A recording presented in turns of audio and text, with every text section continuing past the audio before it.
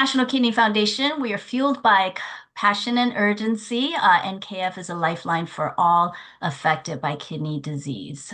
So we are very much engaged in people involved with research, innovation, and we really focus on the whole person, emotional, mental, and other health issues through the lens of kidney health. Relentless in our work, we enhance lives through action, education, and accelerating change. Next slide. And so today we have a very special presenter. Kathryn Carmichael is a transplant manager at the Center of Living Organ Donation here in the San Francisco Bay Area at UCSF Health. So thank you, Kathryn, so much for joining us. I will hand it over to you. Thank you so much, Doris. It's a pleasure to be here. I always enjoy partnering and working with the National Kidney Foundation. You just such amazing work, and just seeing already so many people on the call and taking notes of a few questions that are already answers to the question that you posed, Doris, about finding a living donor is. I just saw a few words pop up: difficult, challenging, hopeful, and I hope that this education session and discussion from the panel is part of that hope that you can get in what is a challenging thing to do and can be very difficult. But hopefully we'll bust some myths and really get where we need to go. So finding a living donor, it's important because there is an urgent need for kidneys. The waiting list for transplant is long, whether you're a recipient who waiting for transplant or a family member who's seeing a loved one in need of transplant. As you know, you've got two treatments for kidney failure, dialysis or transplant. And we hope that life with a transplant is a much more fulfilled life than spending all of that time on dialysis, which we know is very limiting for you. So today we're going to talk about living donation and kidney transplant, strategies to find a living donor, tips to sharing your own story and the need for living donor transplant, and how you could be an effective advocate for your loved one who is the kidney patient or for yourself as the kidney patient. And we're going to provide you with some resources for more information as well. Next slide, please. It's all about living donor. Okay, so we're going to go through these 7 key strategies to finding a living donor, and we break it down a little bit. So we'll talk about each topic. 7 different topics to help you along this journey, and we're going to talk about busting myths. We'll cover how to write and share your story, as well as what to be doing as advocates, just as I mentioned before. Let's go to the next slide. So we've got a lovely quote here from Jeff, who thanks the National Kidney Foundation for the education, preparation, and supporting and aiding him to communicate his story and find a living donor. And he's forever grateful for the insight and tools provided. So he had attended one of these sessions previously. Thank you. Next slide, please. All right, so what is living donation? Well, hopefully it sounds just like what it is. It means that someone can donate one of the healthy kidneys to another person. And the donor could be anyone. They could be family member, a parent, child, brother or sister, a spouse or a partner. It could be a friend, an acquaintance, or even a stranger. There is amazing humans out there who step forward to donate one of their kidneys to anyone that was in need. And as you know, the transplant waiting list, no matter where you are in the country, is a long wait, some places longer than others. After transplant, you as a recipient can live a healthy life with just one functioning kidney, the same way as that living donor can live a healthy life with just one kidney. Any medical costs associated with that living donor's donation is covered by the recipient's insurance, so there is no upfront cost to the living donor at all. The next slide, please. So the next steps, just to, it's not simple as a few of you out there have been trying to do, but the next steps to simplify it would be to make sure you get connected with a transplant center to be evaluated for your own transplant need. You have to be a person who is cleared for transplant of your own evaluation to qualify to be able to get a living donor transplant. So you need to get on that wait list, which is the same wait list that you would be on for a deceased donor. It just changes the length of the wait time. If you're waiting for a deceased donor versus having a living donor, you will likely get to transplant sooner, but you still need to be evaluated. So if you've not yet connected with a transplant center, make sure your nephrology provider in the community can refer you to a local transplant center. The next slide, please. So we're going to bust some myths and make sure that you know the facts. Next slide. So a question for you all. Did you know that a living donor doesn't need to be directly related to a kidney patient to donate? So as I mentioned in the previous slide, you could be family member, so you could be directly related, or remotely related, your spouse or partner, so not a blood relation, a friend, an acquaintance, or even a stranger. So I think a previous myth has been that I need to have someone that's a match for me to donate. Next slide, please. Talk a little bit more about that. And did you know that to get a kidney from a living donor, you need to be evaluated at a transplant center, just like you do for a deceased donor kidney? And we have this on here just to make sure that you understand that it's the same wait list. It is not a separate waiting list that you go on for living donation versus deceased donation. So you still need to work with a transplant center. Next slide, please.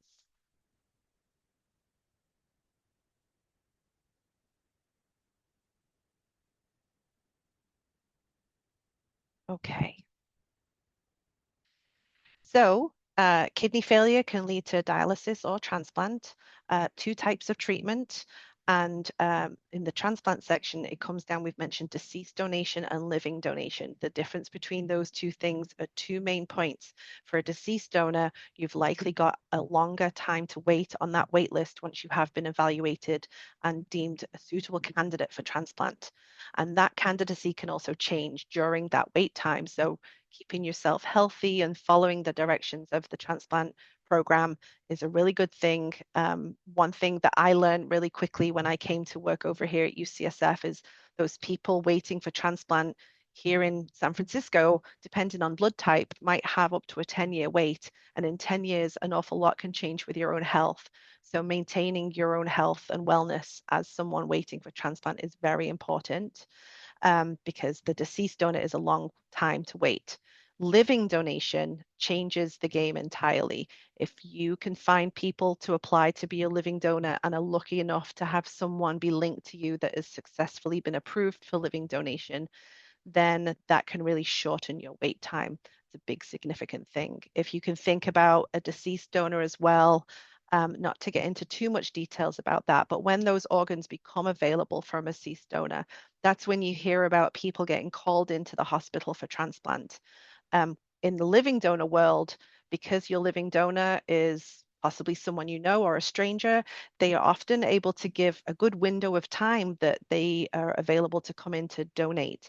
So your transplant is usually planned. It's not so fast-paced, getting a phone call to come into the hospital. You usually know when in advance when your transplant is going to happen. So it's a little bit more of a relaxed timeline to get you to that surgery date. So I talked about physical health, but emotional health as well. It's not uncommon for someone that's living with kidney disease. For those of you that are on here, I'm sure can attest to this, that there's parts of the time you have experienced depression or anxiety, the unknown, the need to be on the dialysis is a lot for you. And then what does transplant look like? It's very much an area of the unknown, so it can lead to depression and anxiety and also not feeling well also. So hopefully hearing from our panel a little later today will also share some of their experiences to help you understand that what you're going through can is felt by others too, but that's it's each one's individual feelings.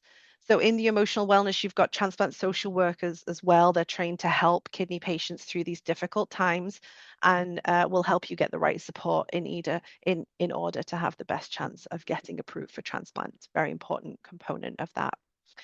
So the benefits of kidneys from living donors, we talked about being able to plan the time, but living kidney donors, those organs, they typically work better and they last longer. So you have better outcomes than you would if you stayed on dialysis, and better outcomes potentially even than waiting for a deceased donor. So a deceased donor kidney is going to last an average of 7 to 10 years. And a kidney from someone who's been a living donor can last an average of 15 to 20 years. And I know here at our center, we've got some transplant patients that received living donor kidneys over 20 years ago and are doing great. I mentioned there's no wait time. So yes, it's a scheduled thing. You're not getting called in the middle of the night by surprise. You generally know when that scheduled time is coming. Um, if you are able to find a living donor, it removes you from the wait list. So it reduces that wait list and makes the accessibility of those deceased organs that become available to others and shortens the list for them. So we're always promoting more living donor transplants to happen so we can shorten the wait list. And there is an immediate relief. Those living kidneys, they usually start working right away. Deceased kidneys sometimes are a little bit sleepy and need a short period of dialysis after your transplant to start them working, but those living donor ones generally perk up straight away. Recovery from living donation. So most living donors, just to think about what their experience looks like, it happens through laparoscopic surgery. They have small, tiny incisions that allows a faster recovery and less pain. So they're usually in the hospital maybe 1 to 2 nights, a full recovery, back to work, doing what they normally do in about 4 to 6 weeks.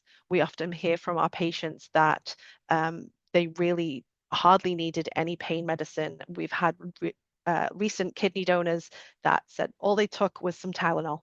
And so that's really amazing. And I think that's a lot to do with that laparoscopic surgery. There are some risks to living donation, which anyone considering living donation needs to be aware of. And that's the job of the transplant center is to make sure anyone applying to be a living donor is fully aware of the risks. I think long term, it's maybe a slight increase in blood pressure because they have just one kidney, but each transplant center is going to make sure safety and the risks provided to the patients as they are evaluated. They're often more likely evaluated by a separate team than your transplant team. So two teams working together, looking after the transplant patients or the donor patients. For people who have donated, the quality of life is typically equal to that of someone who didn't donate. The evaluation for donation is a full physical. We often say it's the best physical you'll ever get in your life. So we tailor it at our center, and most transplant centers will tailor it to the need of a patient and listen to what they're coming in and what their medical history is. We have some standard requirements we need to do. We send people to do a lot of labs, do urine collections. Living donors are provided follow-up care by the transplant center that they donated at. And then we are also required to follow up at intervals of 6, 12, and 24 months with labs after, and we report that to UNOS, who manages the transplant waitlist. So donor outcomes are reported to them also. And the living donor's medical expenses, I touched on this earlier, are paid for by the recipient's insurance, which includes Medicare. So if you are referred to a transplant center for evaluation, it will be down to your insurance to make sure they authorize for our living donors to be evaluated and worked up and moved towards transplant. If someone is stepping forward as a non-directed living donor, so they are truly wanting to donate to a stranger, once they are paired with a recipient, that's at the time that they were billed, but the workup prior to that is managed by the transplant center until they know who they're going to be paired with. So kidney donors need to be at least 18 years of age. There is no set upper limit. So I always tell people never rule yourself out. We tell everyone to apply, and that's a piece of information to take away with you as you're talking to people and sharing your story. We often hear people say, "Oh, you wouldn't want mine." I kind of, they're ruling themselves out, but we tell everyone to apply. Every transplant center is going to have the evaluation questionnaire. It's going to have basic criteria in there. And if they get through that, then they're going to be speaking with the members of the transplant team of the donor team to really talk about what specific testing they might need, or if they have blood pressure issues already. So never rule yourself out. There's no upper age limit. The donation process, the evaluation process for donors can take a while. It can take a number of months, so that we are aware that adds to your wait time for transplant, but it's still going to be shorter than waiting for a deceased donor. They do not need to be of similar age or the same age or even the same size as you. If there's, a big footballer wanting to donate to you and you're not that size, that's okay. The Living Donor Transplant Center is going to talk about best opportunities to get the right match in there, even if it's size, blood type, age. They will talk about what those options are. Okay, next one. So, what should you do when you find a potential living donor? So, anytime after you begin your transplant evaluation with a transplant center, a living donor can step forward. And sometimes we even get them before the patient has even been referred to us, and we can start living donors down the process. That's not at every center, that may be specific to certain centers and who they partner with. But generally, if you are in the first stages of even waiting for your very first evaluation appointment, you could have living donors apply on your behalf to that transplant center, and they can start their evaluation. Like I said, our own center, it can take an average of about 9 months from application to getting someone cleared for transplant. And it is the biggest physical assessment that people will have. So there's a lot of opportunity that could rule someone out, even if they meet the criteria on that first level of screening. So it's difficult to become a living donor as well. Next slide. So if you know someone, did you know living donors have the same life expectancy or length of life as people who aren't donors? So we mentioned that before. Giving one kidney doesn't really impact them in the long run. So something I always liken to is seeing people say, oh, well, I need someone who's an A or I need someone who's an O blood type to be able to donate for me. That is one of the biggest myths that we want to bust. We want people who are interested in being living donors to step forward and hear your story and then apply to be living donors. There's lots of people, we talked about non-directed donors who step forward with no specific intended recipient. Those people and anyone who is not a direct match for you could go into a paired exchange. So if they step forward, they're not a match with you as they hoped to be, the transplant center will find and match them with someone who is a match for them. Blood type, and sometimes even if the blood type is correct but the size is different or the age is different, we might recommend a swap in those cases too, but that's complicated and not really for this forum. The donor team and the transplant team will always reiterate all this information so you can get a really good understanding of it.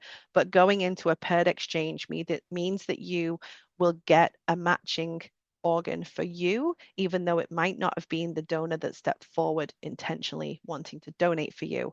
This exchange is the most basic, seeing 4 people in here, donor 1 to recipient 2 and donor 2 to recipient 1, creating a paired exchange. And this is often when you hear people talk about chains. So this can start a cascade of a big long change of transplants and recipients, everyone doing the swaps. So it can be pretty prolific as to see how many chains can happen. I think there's a Guinness World Record entry about it. So how does it work? I touched on it a little bit. If you are incompatible, so starts with blood type and then can also be with your tissue type. But if someone is not the same blood type as you, they could still donate on your behalf to someone they match with, and you will get a kidney that matches with you. Some transplant centers have their own internal paired exchange programs. Other transplant centers partner with national programs. Here at UCSF, we partner with the National Kidney Registry, which is one of the largest paired exchange programs in the nation, gives our patients access to a larger pool of patients. And about 40% of the living donor transplants that we do go through a paired exchange program. There is lots of other nuance about a paired exchange program as well, that the transplant program will walk you through and make sure you're fully understanding it and that your donors are understanding it too. So if they're unable to donate to the chosen recipient, then they can find someone they do match in a paired exchange program. Uh, and then you would receive a kidney often the same day. Sometimes that's done in advance. Maybe your living donor ends up being your caregiver and they need to be fully recovered to look after you when you get your transplant. Some of those people donate in advance and do that, and you become a voucher holder. This is specific to the National Kidney Registry. For those of you that have understanding about that, if you're a voucher holder, that means your donor, maybe your caregiver, they're fully recovered after donating their kidney. And then when they are ready and you are ready for your transplant, you get activated for a match and they can look after you and be their planned caregiver. So that's just a scenario, but there's many other scenarios in there. So the influence of culture and religion in transplant. So receiving a transplant or donating a kidney is a very personal decision on both of those sides. Your culture or religion may play an important role for you and your choice. While most major religions support kidney transplantation, the decision is ultimately up to you. And if you're experiencing any concerns during your decision-making process, we encourage you to explore further with your faith leaders, family members, transplant team, donor team for more guidance. Make sure it's the right thing for you. Okay, we're going to move on. Let's see where we get to next. We're going to talk about, and maybe we can skip over this and let's get into sharing the stories. All right. So the biggest thing for finding living donors is creating and sharing your story and building a network of advocates and then spreading the word. So you'll see that's the next few topics we're going to get into. So the key to finding a donor is to share your story. This is not an easy thing to do. There is a section in your handout which is starting my story. And this is where lots of people can find difficulty, whether it's just trying to put their story down on paper or how they can actually start sharing something that's maybe quite private for them. Let's move to the next slide. So we'll hear from our panels as well, a little bit about how they've had success or what they've been learning. So you need to share your story or find someone who can share it on your behalf as an advocate. So family members, close friends, sharing with the community, and ways to really get anyone that could be interested in stepping forward as a living donor. Many people want to remain private. This might be a very private story for you, but it is the key to sharing your story to be able to find a living donor. Otherwise, that wait on the deceased wait list could be a very long time. If they don't know, they can't help you. So this is what we look at the circle of influence. This is in your participant booklet. It might be a little small on the slide. We can let you take a look at that. Moving on to the next slide. So talk to friends and families. Send an email or a letter, post on social media, host a social gathering, go to a community group, and make it personal and trying to include some facts about donation that you've learned here today or that the NKF can share on their website. Lots more other ways to share your story that's you can see on this slide here.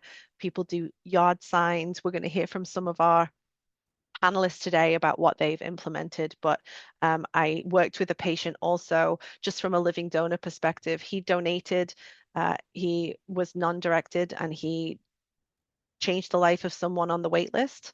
And then he was like, anyone can do this. And he worked at Costco and he decided he was going to put a PowerPoint presentation and go to all the Costco's in the local area and share to all his colleagues at that store about living donation and what they could do. So advocacy doesn't even stop when someone has donated. A lot of people feel very strongly that they want to continue to share this with anyone to step forward and be evaluated. So find your circle. Look at that circle of influence. Did it make you think about who you could talk to, who you could ask to share this for you? and think about what you could do next. Are you ready to start writing that letter, send an email, or do you just want to engage someone that's in your circle of influence that would be a really good advocate to help you? All right, that's all about spreading the word, sharing your story, building the network, and spreading your word. In your participant booklet, you've got the action plan so you can work through that. It's a good worksheet. And then some more resources. I touched on the National Kidney Registry, which is the organization that UCSF partners with. Um, but we also send all of our living donors to the National Kidney Registry, whether they came to us through them or even were not in a paired exchange, because this program and the National Living Donor Assistance Center, known as NALDAC, this is where living donors can get some financial assistance to support them in any lost wages they have from having time off work, reimbursement for traveling to the center, and they will be prioritized in the future should they need a kidney.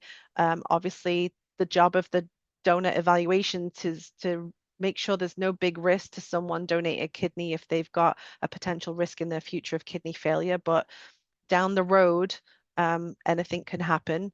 And if they do need a kidney in the future, they are prioritized to get one.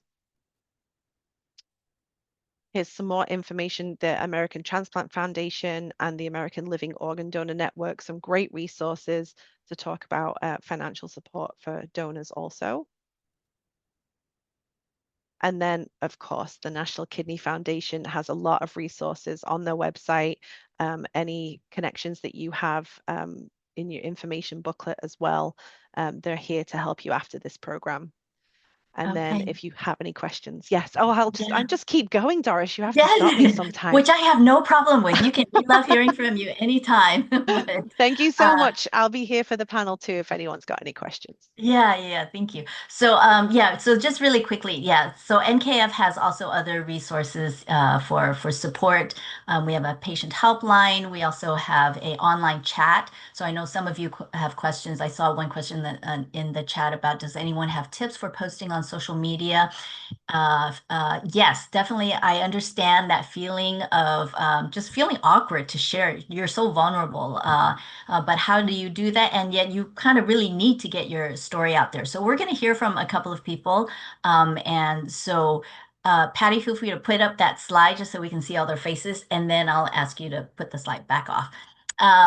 But also, I just want to quickly mention following this webinar, we will have what we're calling a coffee chat session. Coffee chat, finding a living donor, the conversation continues. So during that, when we will share the registration information, we can come back together, continue this conversation. Other people can share more about their own tips and strategies for finding a living donor. And so I will welcome today's panel. We have Phil Ross. Who is a kidney recipient, and he will talk about how he found his living donor, who is also here today, Michael Ungar. And then Kendra Benz and her husband Gerna is here and daughter Kara. And so they will share about what they're currently in the search, but I just love their positivity and their very active role in advocating for Gerna and looking for a kidney donor. And then Marnisha is a living donor herself, and she will share more about how she got connected to her recipient. So thank you so much. Let's take a moment now just for each of you to share with us. And Patty, thank you. You can turn off the slide now. About give 1 or 2 minutes. Tell us about who you are. Phil, I'm going to start with you. Hi, everybody. Thanks for coming to this amazing webinar. My name is Phil Ross. I live in Michigan. I know probably most of you are in California, whatever, but the fact that I'm in Michigan is interesting because COVID was actually a benefit to me because it got me connected with the California people who helped my journey to finding a donor. And it's been over 5 years since I had my transplant, and I'm doing extremely well. And I hope you can appreciate what I have to tell you. Great, thank you. Kendra, why don't you introduce your family and tell us more about your story? Hi, so I'm Kendra Benz, and we're from Vacaville, California. This is my oldest daughter, Kara. We have two girls, and this is my husband, Gerna. And Gerna was diagnosed with vasculitis 3 years ago in August, and he's been 2 years clear. And we're actively searching for a living kidney donor. We have a lot of information that we're learning and a lot to share. So thank you for including us, Doris. Yeah, thank you for joining us. And Marnisha, tell us who you are.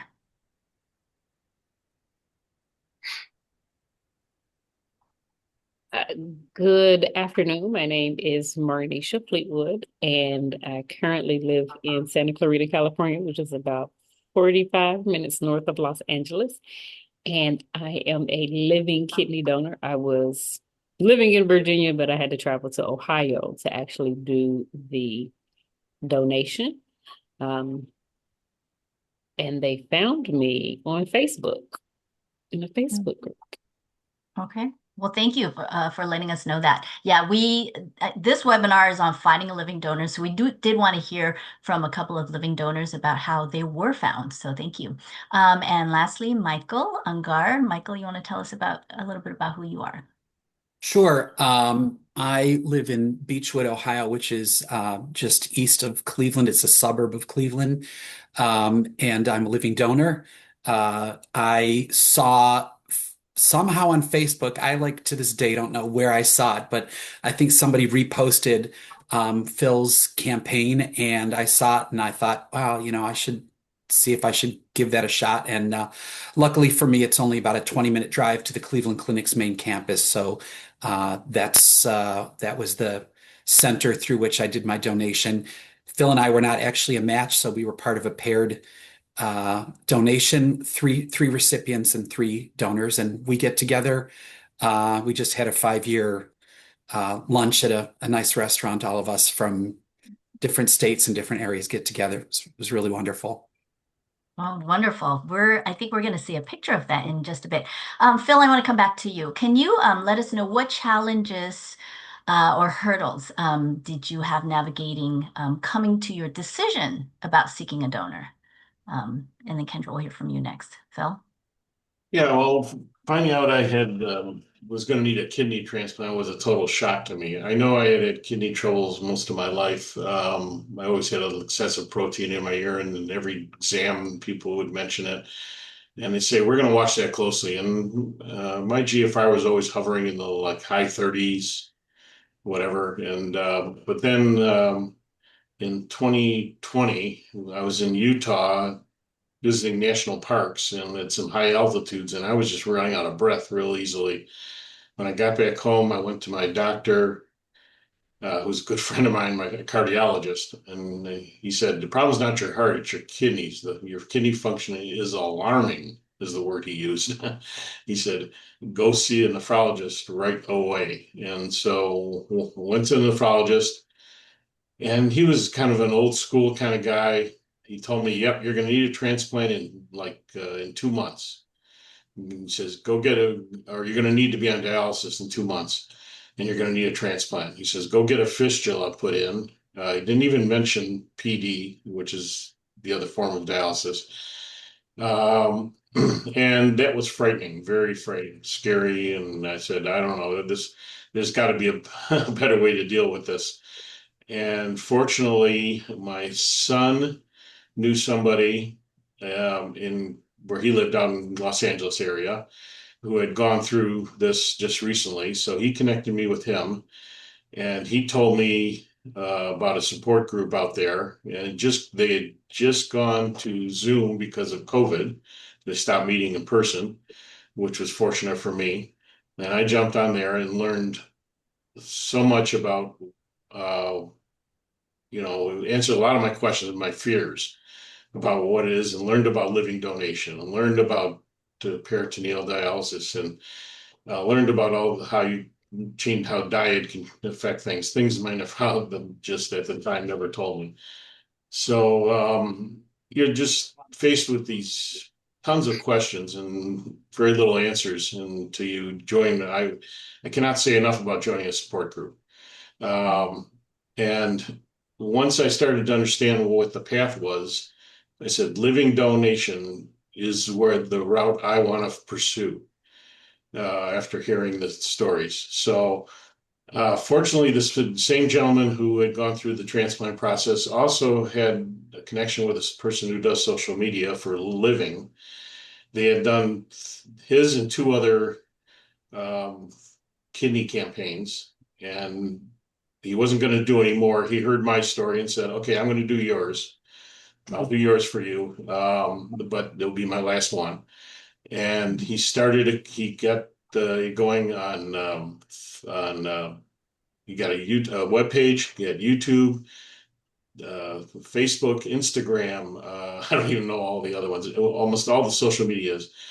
And he sent out crews or equipment to have us record stories. We told us our story, and that's really important. If you're seeking a living donation, it's got to be personal, and you've got to expose yourself. I know there's a lot of people out there who say, "I don't want to bare my soul." Well, this is the time you need to, because that's what connects people. And I think Michael will attest to that. And so we started the whole campaign, and I'm not a Facebook person, but when it comes to something like this is where you need to use Facebook. And so we got out there, the message got out there. I had Zoom calls with all my relatives, telling them to share my Facebook posts. And as I mentioned before, you can't just put it out there on one time on Facebook and forget about it. You got to keep updating the story. Some people do it daily. Some people, I was doing it like twice every other week. I was posting the new story. The person who was doing my social media would contact me, say it's time for a new story. He'd push me. He made sure I did it. I said, well, I don't really have any idea. He says, just go out and whatever you're doing, take a video. Show them how you're living your life. And that was really key. And I cannot stress that enough. So eventually, and I went through some hard times. I went down some wrong roads with some sites to try to find donors. I tried other things, tried various things. And she talked about the depression. I got very depressed after trying this for it was coming up on a year. I was thinking this is never going to work. And then out of the blue, you know, Michael saw my post and he volunteered to get tested, and it turned out he wasn't a direct match for me, but the Cleveland Clinic needed his kidney to complete a chain, and I would then receive a kidney from someone else in the chain, and it all happened so quickly. It was like I just started dialysis, peritoneal dialysis, and the day before I got the call, I went to the dialysis center to get tested, all my catheter tested and everything else. And they said, you come back Wednesday and we'll start teaching you how to do it. Tuesday, I got the call from the Cleveland Clinic and said, we have a kidney for you. Yeah. And I was kind of in shock. And I said, okay, so what other hoops do I have to jump through? Are there going to be more tests? Are going to be, well, he says, nope, you're scheduled for surgery. That's it. Yeah. It's happening. And Yeah. that took me a while to really wrap my head around, Yeah. and I found out, so this is how living donation works. It's scheduled. You don't have to, it's not a call in the middle of the night. You have to get down here right now. It's all scheduled, So they said, you be here at this time, at this date. And Michael got the similar call, to be there at the same, at a different, his kidney went to somebody else, so he had a slightly different schedule, but it was all done over a 3-day period with 6 people. So Yeah. it was amazing. If having a transplant can be an amazing experience, it was. So I highly recommend living donation. And there are people out there like Michael. I call them Yeah. angels. They're out there, and when a lot of people say, I don't want to tell my story, I don't want to bother anybody. There are people out there in the world like Michael who want to donate, and they're looking for an opportunity to donate. And you're denying them the chance to fulfill their wishes if you don't Yeah. get the word out. So Phil, I'm going to interrupt you right. I want you to keep on sharing, but now's a good time, Patty, if you can pull up the picture because you're talking about the six way, the three donor, three recipient. So anyway, keep on talking. And Michael, you are, yep, there it is. So this is, yeah. Yeah, So go this is ahead. oh, I'm sorry. Do you want? No, no, no. Go ahead and comment on this. And then I also have the picture in the next slide. Patty, you can go there as well. That one shows the whole chain. So because you're talking about this, you can go ahead and Yeah, tell us what we're this is seeing. on the Cleveland Clinic website. It's still there. They were Yeah, very proud of this exchange for some particular reason. I know they've done others, but they seem to be really proud of this one. That was all in-house. As Doris, I think, has mentioned, they're very active with the National Kidney Registry, who does this. And while Cleveland Clinic did this all in-house, they didn't go outside through the National Kidney Registry, but they do work with them. So if you look at the slide there, the person in the upper left, Kevin, was amazing, another angel, and donated altruistically. He's a young guy with two young kids. It blew my mind that he was willing to do that. And I'll tell you another story about him is that wasn't enough. A couple of years ago, he donated part of his liver. I mean, wow. so it's amazing. So the lady in the her actual name, she goes by Katrina, is whose kidney I have. I have it because she could have donated to her husband, who was next to her there, Nick, but Kevin was a better match for him, and she was a better match for me, physically and biologically. Yeah. So I got her kidney. Kevin gave to Nick. Michael, who donated, of course, in my name, it went to Norman. So it was just an amazing procedure. Yeah. Well, now might be a good time just to bring Michael on just for a little bit, and we want to make sure we have time for the Benz family as well. But Michael, just share very quickly. One, how did you find out about the need? I know that Phil mentioned it a little bit, and also what went through your mind when you saw that and decided ultimately to donate? So I saw it again. I still don't know where I saw it, but it was on Facebook somewhere. I don't know who posted it because um, Phil and I don't know anybody in common. So I don't know how it would have been on my feed, but anyhow, there it was. And it was the main picture was a picture of him and his son at the University of Michigan football stadium. I grew up in Michigan in a big Michigan family. My sister works there. My nephew works there. And I remember going to football games as a kid, and there was something about that picture of them in the stadium. And even though I'm like a huge Ohio State fan, my son and my daughter are Ohio State. I've lived in Ohio way longer than I lived in Michigan. But there was something about the picture that just spoke to me. And I think I just contacted, it said, if you're interested, contact. And it was his son.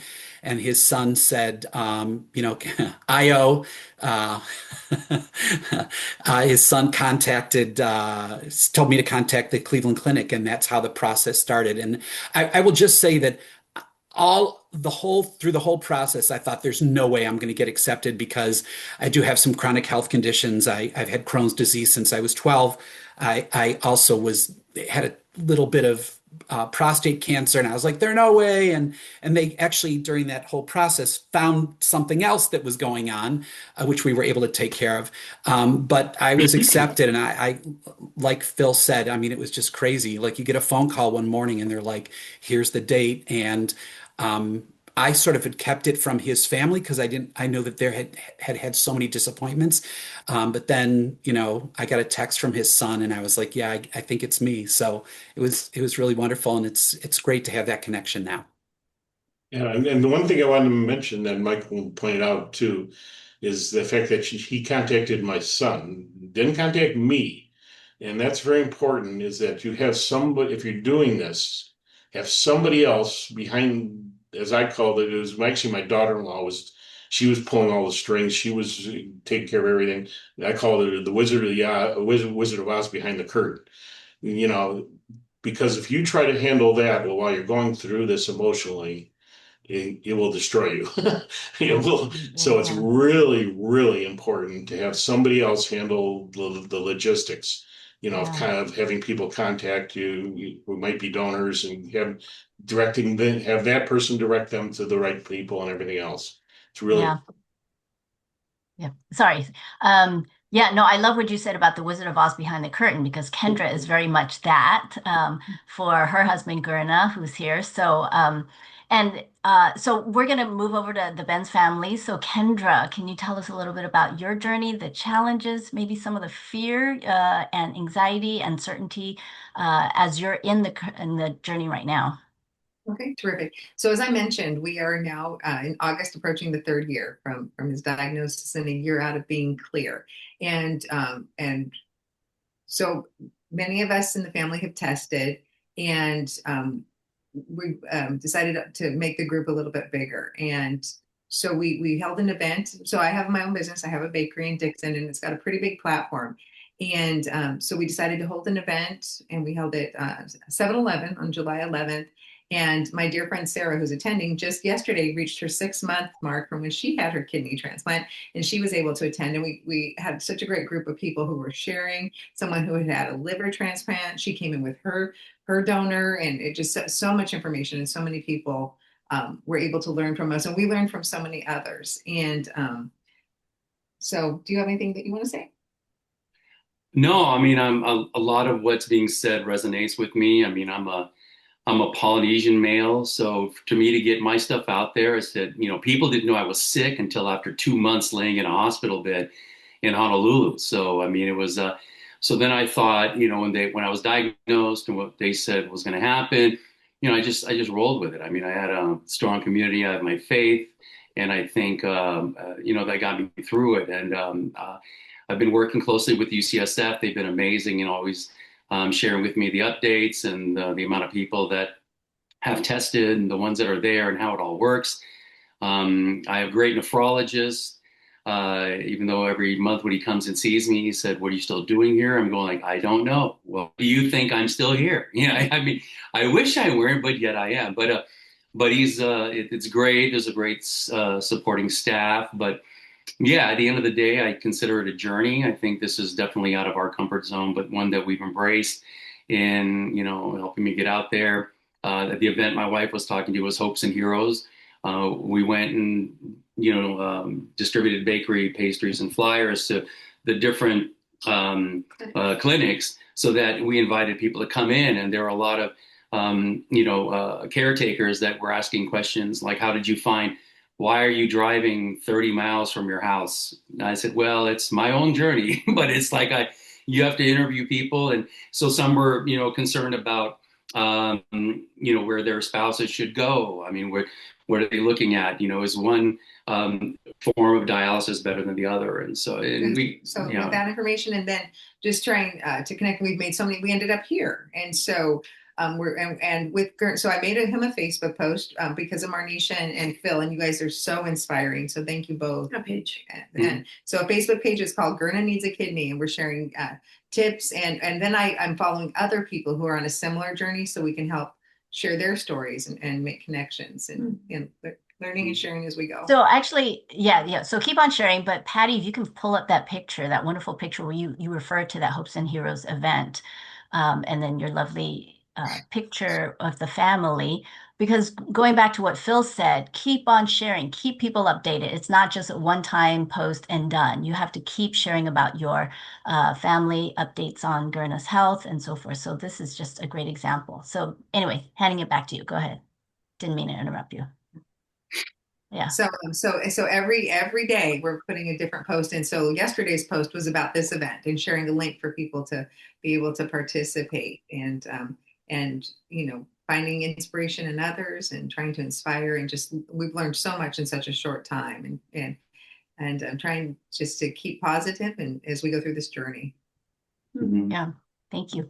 A question for both of you. How as a living, let's see, where do you share your need? You've already shared that. What would you do differently? Do you have any regrets? We would have started Kendra. it sooner, so much sooner. So we're very private, and we do a lot of events at the bakery. We're very community centric, and we show up wherever we're asked. And so, but to ask for ourselves, it was, my niece was the one who said, you've got to put it out there. She's like, if it was me, I'd be every day, it's me again. And so she helped me. I'm like, okay, we're going to do this. And I was thinking if it was a stranger, I would be just going big and it's us. And so, yeah. So going off of like what Philip said, like posting every day is like super important. Creating that Facebook page, like all of us like supporting my dad and getting the message out there because you really don't know. I think it was just kind of crossing that barrier of being like feeling private about it, where it's like if you're private, no one's going to know about it. And if no one knows, how can anyone help? Because we've all tested, but we're not a perfect match. So we are looking for that living donor for sure. Yeah. And Marnisha is a perfect example of why you do need to keep on sharing. Marnisha, can you tell us more about how your recipient found you, and then whatever you can share with us about your recipient's journey? Tell us more about that and how they found you and what went through your mind. So my recipient, if I recall correctly, I tried to get an update on what had happened, but I know that he was playing basketball, right? So he was a pretty active person. And then his wife was at work and she got a phone call that she needed to come down to the hospital. He had went into kidney failure. So he started dialysis. She is in the medical profession, so she was able to help him with a lot of the stuff, doing things at home. I think he had switched over from going into the center every 3 days a week to doing home dialysis. But they were like, listen, guy, you need a kidney. This is the better way to go. So they started a Facebook page that says Deontay needs a kidney, much like Gerna needs a kidney, right? So they had put out information about what you need to do, and it was very generic at first, right? He needs a kidney. If you're interested, please, let us know. So as I believe someone said before, I believe it was Miss Kathryn, that said, like, some people do it for religious reasons. So I was just praying like I pray for everybody.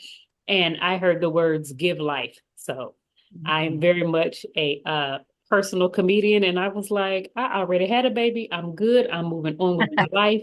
That is not for me. Now, probably about 10 years before I gave my kidney, one of my favorite uncles had passed away and he donated all of his organs. And so I remember hearing my aunt talk about how, she had got a letter from the person who got his eyes and things like that. So I decided that I was going to put donor on my driver's license, but I had never thought about being a living donor.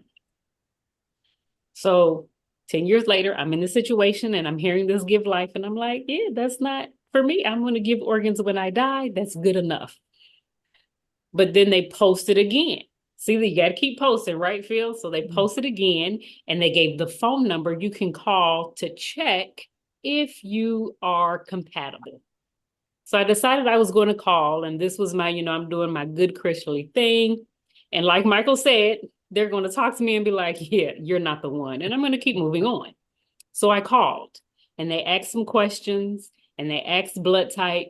And they were like, great, you're the perfect match of blood type. I said, wait a minute, let me go check my dog tag in the car because maybe I said it wrong. I was right though. So I had to go through some tests, right? I found out some things, like Michael said, I had one kidney was abnormally larger than the other. I think I had something else that they found out, you got to go back. And at the time I was living in Virginia, all of my tests were done in Ohio. So I was traveling back and forth between Virginia and Ohio. But guess what? Everything lined up. They're like, oh, it's okay. Final test, we got to make sure your EKG, laying down, standing up, turning around in a circle, finger on your nose, all of these things. And then you get a call. What's a good date for you to come in for surgery? So everything's planned out. I had the time off of work. I don't know if Michael said, I don't think Michael said, but afterwards, there's 2 weeks of like nothing, which was very hard for me. But after those 2 weeks, I drove from Ohio back to Virginia. That was in May, so it's been 10 years. And then probably about a month and a half after kidney surgery, I moved and I drove cross country from Virginia to California.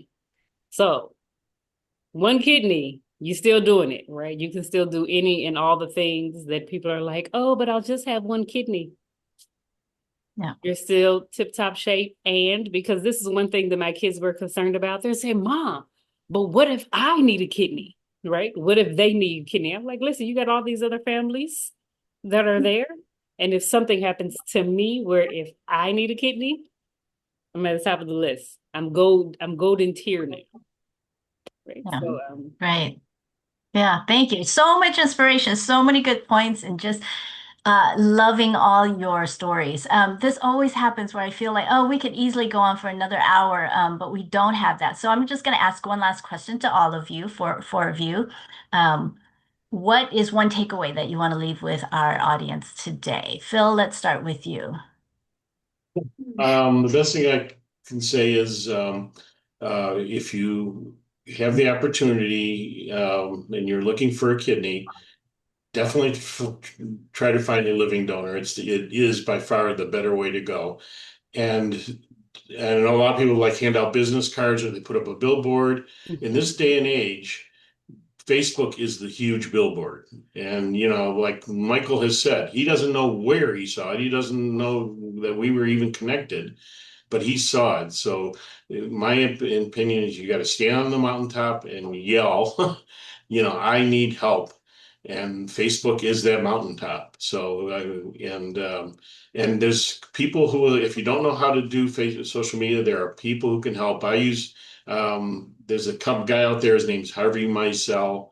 He's LKDN Network, Living Kidney Donor Network. He helps people for free create websites and social media. So there is help out there to, if you're technically ignorant and you just don't know, oh, well, I wouldn't have a clue how to do this. There are people who can help. So that's my advice. Yeah, great.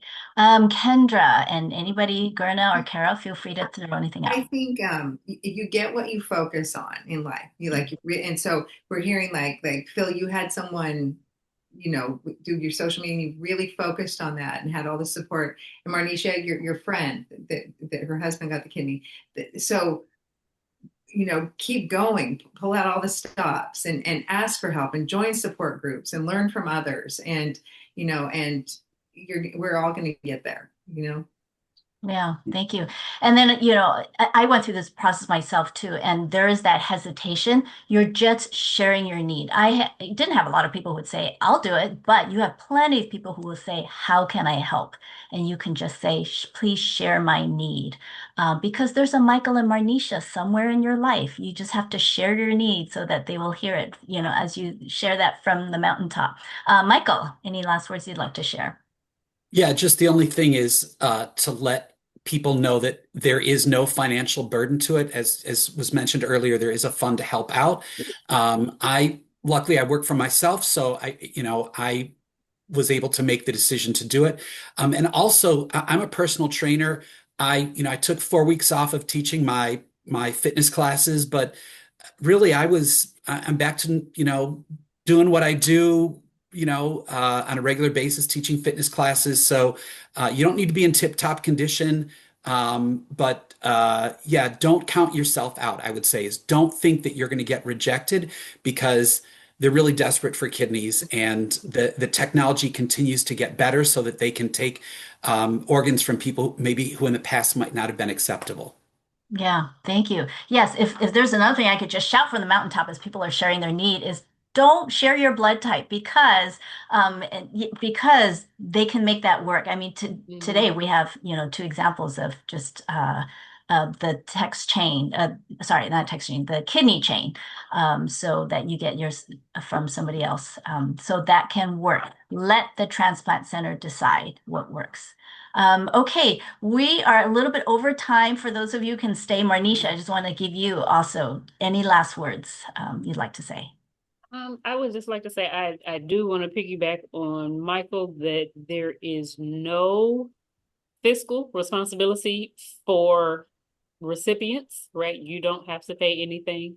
And there are grants and funds that will help you if you do need some financial assistance, like for me traveling from Virginia to California, having to take 2 weeks off of work, things like that. There were grants that were available, but also you have not because you ask not, right?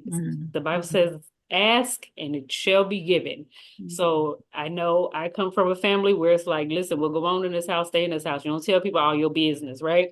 But this time you need to tell your business, okay? If you need that kidney, you better tell somebody, hey baby, let me tell you, I need a kidney. What you got? Can you send me somebody, send somebody my way, share my story? What do they say when they get on the social media? They say like, share, subscribe. That's what you need people to do. Like, share, and subscribe to your story about you needing a kidney. Yeah. Thank you. Thank you. Okay. Well, I'm going to close out our time. Just two things I want to highlight. We have some upcoming webinars, including Becoming a Living Donor. That is going to be in September. We also will have something that we're calling Coffee Chat, the Kidding Conversation. Finding a living donor, the conversation continues because obviously there's so much that was shared here today. I know there's more questions and people just want to continue to hear more from our guests if you can make it, but we will hear from other people who have also gone through the process, as well as bring your questions, and it'll be a place where you can talk a little bit about, some of the challenges you're facing. We are coming together as a community. So those are two webinars. One is the conversation, the other is a webinar. Look for that in your follow-up email. You will get two follow-up emails, one from our national team that will ask for the evaluation survey, but also provide more resources and continue to follow up with you. Another email from me, and that's where I will share the recording to today, the slides from today, and the links to our wonderful stories from the Benz family and the Ross family in that wonderful Cleveland article. So thank you all so much for joining us. We will see you next time. We wish you good health and all the best to all of you. Thank you so much. Bye-bye. Bye. Take care, Phil.